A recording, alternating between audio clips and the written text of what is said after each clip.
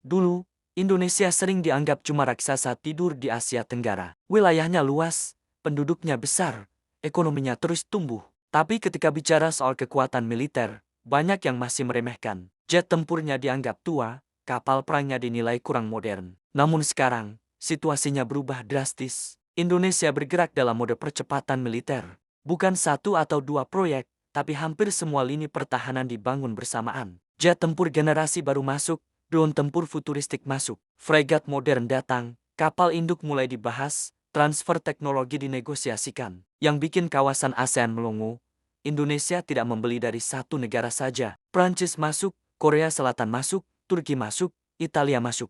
Seolah-olah Indonesia sedang membangun tim Avengers versi industri pertahanan global. Pertanyaannya bukan lagi, apakah Indonesia sedang modernisasi, tapi Indonesia sebenarnya sedang mempersiapkan diri untuk level kekuatan militer seperti apa. Di komunitas pertahanan ASEAN, grafik belanja jet tempur Indonesia ramai dibahas, karena umumnya negara di kawasan membeli beberapa skuadron untuk kebutuhan terbatas. Tapi Indonesia, Rafael jalan, KF-21 lanjut, KAN ikut, drone Kizil-5 masuk. Ini bukan lagi sekadar belanja pertahanan biasa. Ini adalah tanda fondasi kekuatan udara jangka panjang. Di balik semua itu, ada strategi besar yang jauh lebih dalam daripada sekadar membeli pesawat. Kenapa Indonesia tiba-tiba sangat serius memperkuat militernya? Jawabannya sederhana, karena posisi Indonesia terlalu strategis untuk tetap lemah. Semua itu adalah urat nadi ekonomi global. Kalau Indonesia lemah, posisi tawarnya juga lemah. Pemerintah tampaknya mulai sadar akan hal itu. Dunia memasuki era ketidakpastian geopolitik, Laut Cina Selatan memanas, persaingan Amerika dan Cina semakin tajam. Perang modern berkembang sangat cepat, teknologi militer berubah drastis.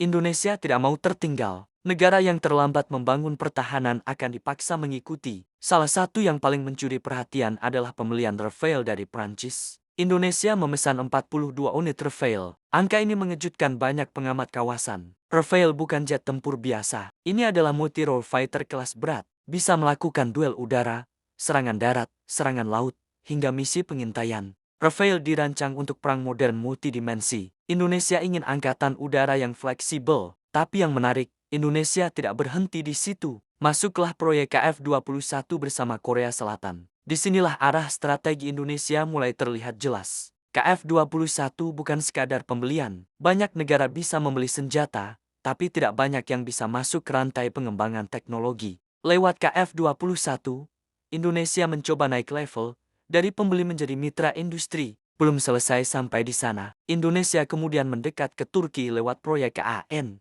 Ini membuat banyak analis mulai melihat pola yang sangat menarik. Indonesia tampaknya sedang membangun jaringan kerja sama pertahanan multipolar. Tidak bergantung pada satu negara saja. Ini strategi yang cerdas. Dengan bekerja sama dengan Prancis, Korea Selatan, dan Turki, Indonesia menjaga fleksibilitas diplomatiknya. KAN sendiri bukan proyek kecil. Jet tempur ini diproyeksikan sebagai stealth fighter generasi baru. Kalau proyek ini berhasil, Indonesia bisa ikut menikmati transfer pengetahuan untuk teknologi tempur. Sekarang mulai dilihat sebagai calon pemain industri pertahanan regional. Yang paling futuristik adalah masuknya drone tempur Kizil-5. Inilah titik ketika banyak analis mulai mengatakan, Indonesia sedang mempersiapkan diri untuk era perang masa depan. Perang udara modern tidak lagi hanya soal pilot melawan pilot. Sekarang dunia bergerak menuju kombinasi, manusia tambah AI tambah drone tempur. Konsep loyal wingman seperti Kizil-5 memungkinkan jet tempur dikawal drone AI. Bisa melakukan pengintaian,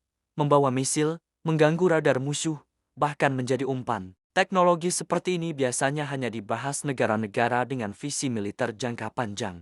Karena masa depan perang memang bergerak ke arah sistem tanpa awak. Lebih murah, lebih fleksibel, dan mengurangi risiko kehilangan pilot manusia. Artinya, Indonesia tidak hanya membeli alutsista untuk hari ini, tetapi mulai memikirkan medan perang 10 hingga 20 tahun ke depan. Tentu saja, modernisasi besar-besaran seperti ini bukan tanpa risiko. Ada pertanyaan besar yang muncul, apakah Indonesia mampu membiayai semuanya dalam jangka panjang? Karena membeli jet tempur hanyalah awal, biaya terbesar justru datang setelahnya. Maintenance, pelatihan pilot, suku cadang, radar, hanggar, sistem persenjataan, hingga kesiapan logistik. Satu jet tempur modern bisa membutuhkan biaya operasional miliaran rupiah per hari. Semakin banyak platform berbeda yang digunakan, semakin rumit pula rantai logistiknya. Inilah tantangan besar Indonesia ke depan, menjaga keseimbangan ambisi modernisasi dan kemampuan ekonomi. Namun jika dilihat lebih luas, apa yang dilakukan Indonesia bukan tentang mencari peran, melainkan membangun deterrence effect,